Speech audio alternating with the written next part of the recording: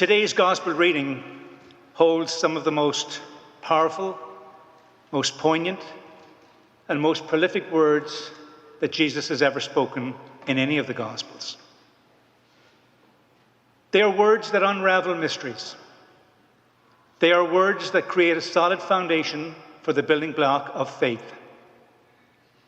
They are words that make understanding such difficult things as bread and wine becoming the body and blood of Christ at least plausible and somewhat understandable. They are 8 words that bridge heaven and earth. Those words are, "My kingdom does not belong to this world."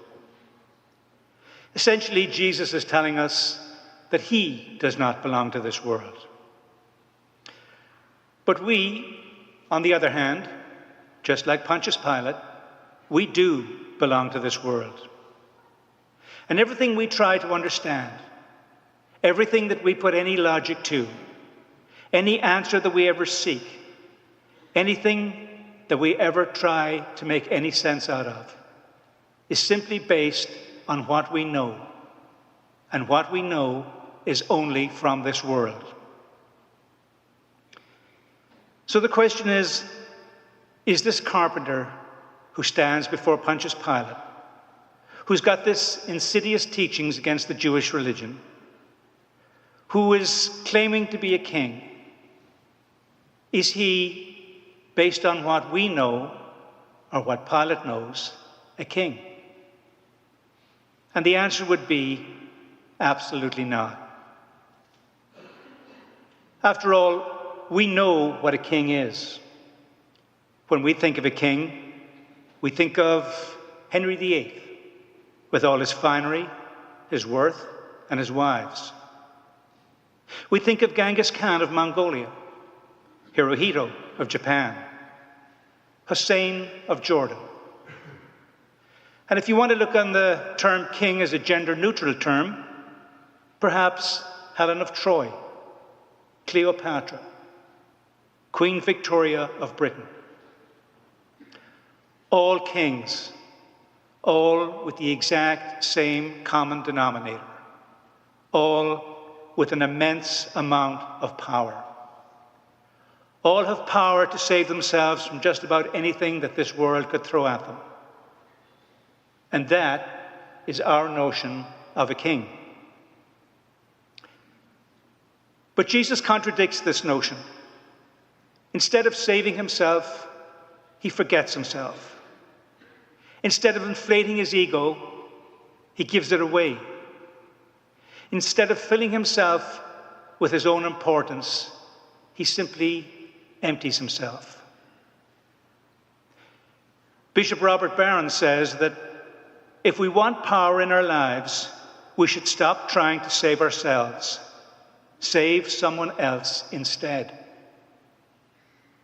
Bishop Barron goes on to say, if we want power, stop trying to fill up our lives in a self-protected way, but reach out with love and protect someone else instead. This, according to Bishop Barron, is true power. Back in 1926, James A. Francis, a poet and an author of some repute, wrote a compelling description of how he saw Jesus.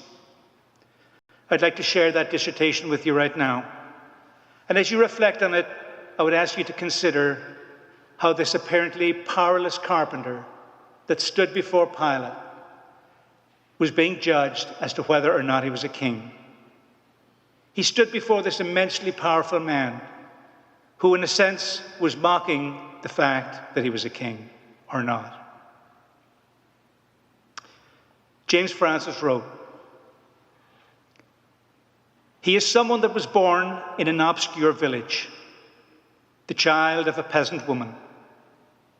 He grew up in another obscure village where he worked in a carpenter shop until he was 30. He never wrote a book.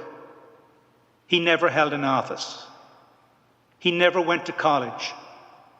He never visited a big city. He never traveled more than 200 miles from the place where he was born.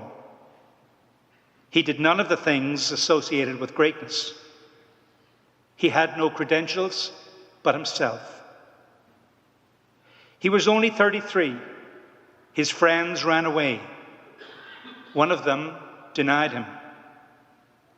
He was turned over to his enemies and went through the mockery of a trial.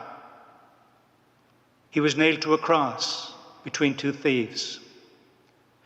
While dying, his executioners gambled for his clothing, the only property he had on earth. When he was dead, he was laid in a borrowed grave through the pity of a friend. 20 centuries have come and gone, and today this Jesus, this humble man that stood before Pilate, is the central figure of the human race and the leader of mankind's progress. Of all the armies that have ever marched, of all the navies that have ever sailed, of all the air forces that have ever flown, of all the parliaments and governments that have ever sat, of all the kings that have ever reigned, all put together, have not affected the life of humankind on this earth as powerfully as that of this one solitary life. And yet this simple man we celebrate today as a king. A person who, in his poverty, his humility, and his simplicity, rose from the dead to prove that he truly was the Son of God. A person who suffered painful sacrifices for the good of all, simply to prove that he truly is a king. Jesus is not of this world. And someday we hope that we too will not be of this world, but rather of the world of heaven, where mysteries, illogical propositions, and whatever seems implausible now will appear quite rational.